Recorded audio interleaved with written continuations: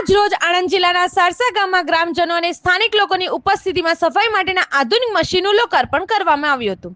આ મશીનના દાતા શ્રી વિદ્યાબેન કનુભાઈ પટેલ હવેલી પોલ સારસા દ્વારા આજ રોજ ગ્રામ પંચાયતને મશીન માટે દાન મળ્યું છે તેવી ગામના સરપંચ શ્રી કિરીટભાઈ પટેલ દ્વારા કહેવામાં આવ્યું હતું તથા અખિલ ભારતીય સંત સમિતિના અધ્યક્ષ શ્રી અવિચલ દાસજી મહારાજની આગેવાનીમાં લોકાર્પણ કરવામાં આવ્યું હતું।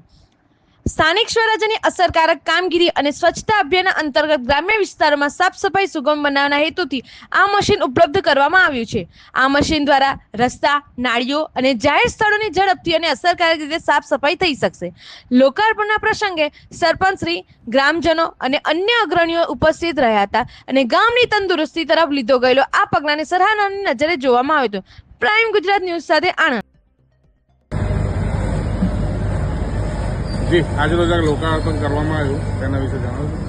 આજે આ જે મશીન લોકાર્પણ કર્યું છે તમે જે દાતા છે એમને ખાલી વાત જ કરી તો એમ કે છે હું બધા જ રૂપિયા હું આપી દઈશ અને તમે મશીન લાવી દો। અને સારસા ગામ માટે આ સફાઈનો અમારો એક નિયમ હતો એની માટે અમે આ મશીન લાવ્યા છે અને સક્સેસ કર્યું છે અને બધા ગામના નાગરિકોએ પણ સહકાર આપ્યો। બધા જ પંચાયતના સભ્યો, ઉપસરપંચ બધાએ જ આપણને સારો એવો સહકાર આપી અને આ મશીન લઈ આવ્યા છે। એટલે આ જે દાતા જે છે વિદ્યાબેન કનુભાઈ પટેલ એમનો ખૂબ ખૂબ આભાર અને એમના કુટુંબનો પણ ખૂબ આભાર કે આપણને આ મોટું એક ગામ સફાઈ માટે મશીન આપ્યું છે। એ લગભગ 18,50,000નું છે અને આખા આણંદ જિલ્લામાં ગ્રામ પંચાયત તરીકે આ પહેલું મશીન છે। એટલે અમારા ગામ માટે એક ગૌરવની વાત છે કે એમને આટલા રૂપિયા આપીને આપણને એક મશીન આપ્યું છે દાતા।